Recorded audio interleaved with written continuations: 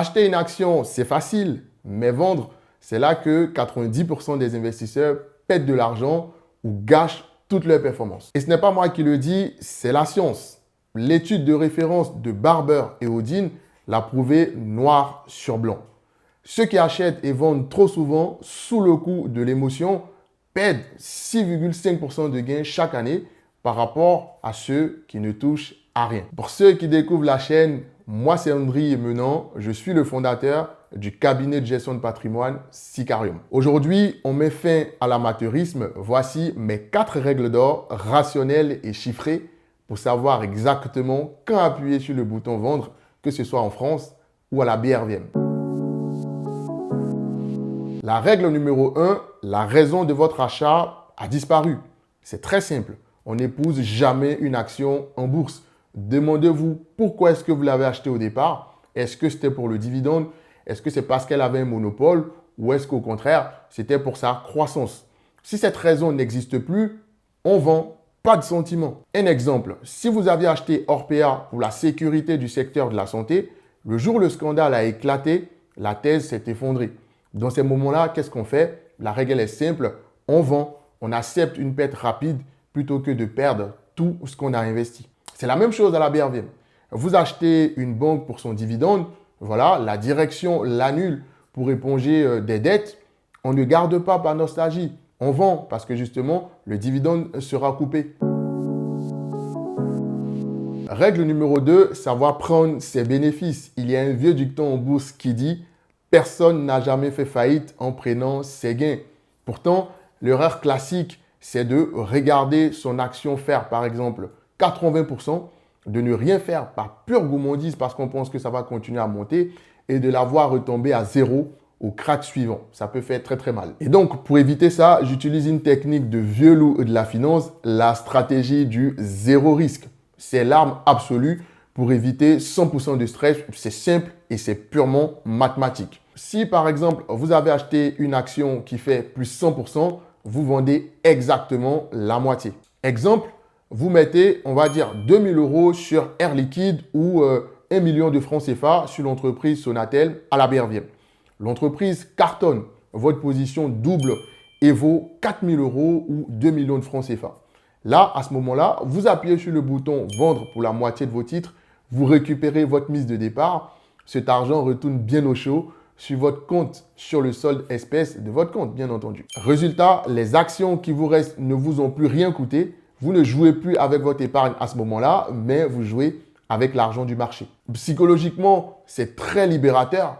Parce qu'en fait, si la bourse s'effondre de 20% le lendemain, vous restez serein, vous êtes tranquille. Et c'est justement ce détachement qui permet de garder les meilleures actions sur 10 ans, 15 ans, voire même 20 ans sans jamais trembler lorsqu'on investit en bourse. Juste avant de passer à la 3e règle qui est vitale pour votre portefeuille, si vous avez appris quelque chose jusqu'ici, laissez un like pour soutenir la chaîne, pour aider la chaîne à grandir.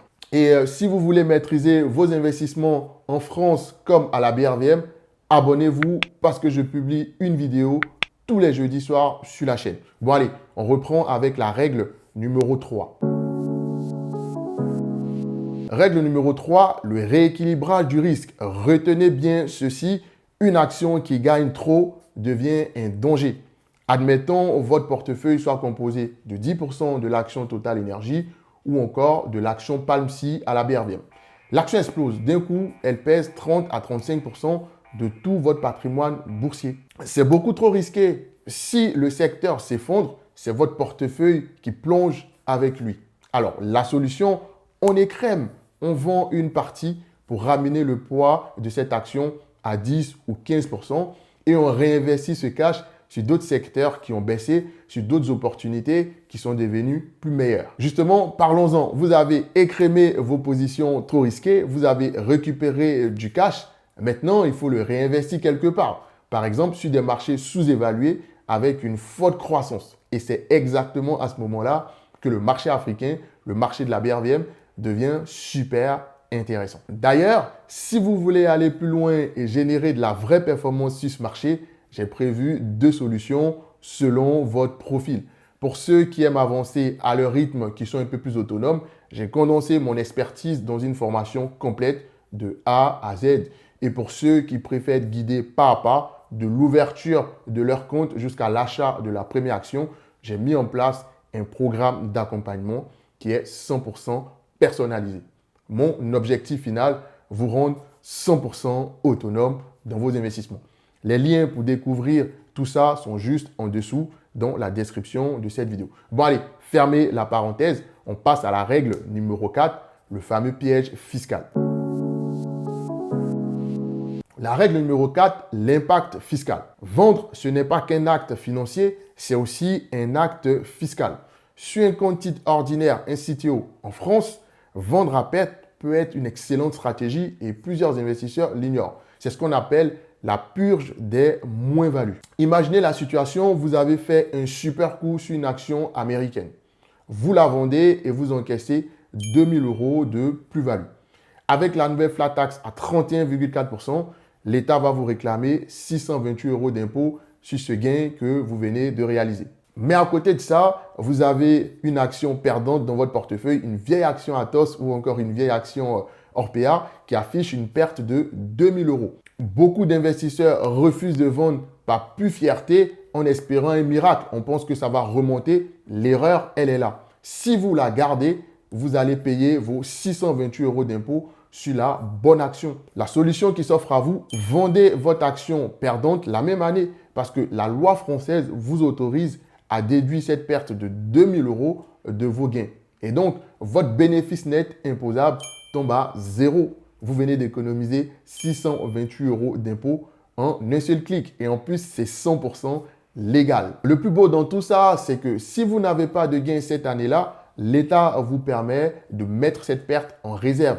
Vous pourrez l'utiliser pour effacer vos futurs impôts boursiers et ce pendant 10 ans. Attention cependant, cette magie fonctionne sur le compte titre. Sur un PEA de moins de 5 ans, c'est une autre histoire. Voilà, un retrait suite à une vente va clôturer votre plan. D'où l'importance d'avoir une vraie stratégie globale de gestion de portefeuille. Voilà, vous maîtrisez maintenant les 4 règles d'or pour vendre sans émotion et optimiser votre fiscalité. Mais une fois que vous avez cliqué sur le bouton vendre, un autre problème arrive. Vous avez du cash, vous avez de l'argent entre les mains.